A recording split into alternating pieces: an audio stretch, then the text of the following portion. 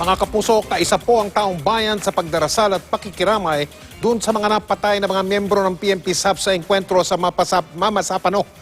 Hindi man sila kaanak, hindi man sila kaibigan ng mga nasawi, maraming kababayan natin na nagpunta sa burol sa Camp Bagong Diwa sa Taguig. At malaman natin sa puntong ito kung may mga dumadating pa ho dahil hanggang bukas na lang po nandun yung mga pulis natin sapagkat simula bukas ay iuuwi o dadalhin sila sa kanilang mga tirahan o probinsya para doon naman sila iburol. Nakatutok live sa Camp Bagong Diwa si Ruth Cabal. Ruth, kamusta? May dumadating pa ba dyan ng mga tao, ng mga hindi naman kaanak o kaibigan, ng mga pulis na napatay doon sa may Maguindanao, Ruth?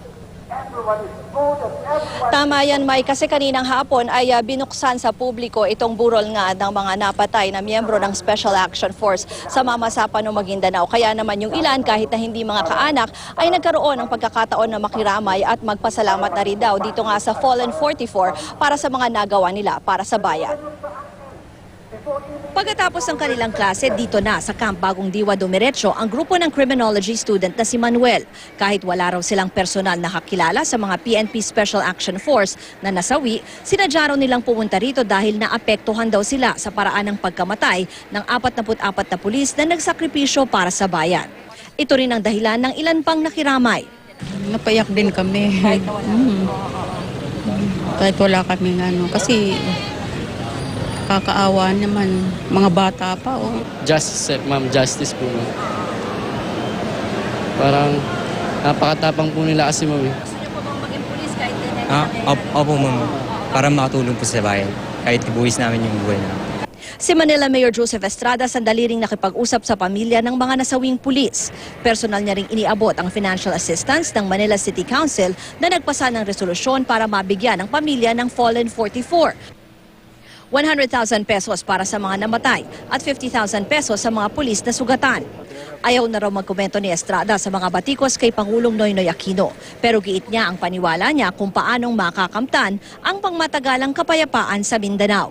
Kung hindi makuha sa dasalan, kailangan santong paspasan na. Ha? We have exhausted all remedies for Junimeda for the last 30 years. Making peace with them.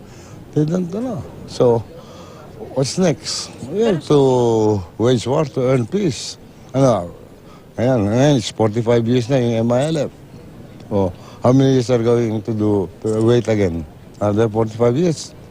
Bumalik din sa burol si Vice President Jejomar Binay, PNP OIC General Leonardo Espina at ilan pang opisyal ng PNP at Akbayan Representative Walden Bello. Magkaroon na ng Bangsamoro homeland. And that sa tingin ko, this is the best way really to avoid future incidents like this. Kaninang umaga sa Necrological Service, dumating din ang Presidential Sisters na sina Viel Aquino D. at Bolsie Aquino Cruz at Pinky Aquino Abellada. Samantala, ginawaran naman ng departure honor si Senior Inspector Jedna Tabdi na iniuwi na ang labi sa Baguio City. Mike, sa mga oras na ito ay nandito pa rin ang Pangulong Aquino at nasa closed-door meeting pa rin kasama yung pamilya ng mga nasawing pulis. At tama nga, tulad ng sinabi mo kanina, ay hanggang ngayon, buong magdamag ay bukas sa publiko itong burol dahil bukas nga ay iuwi na ang labi ng mga pulis sa kanilang probinsya, Mike.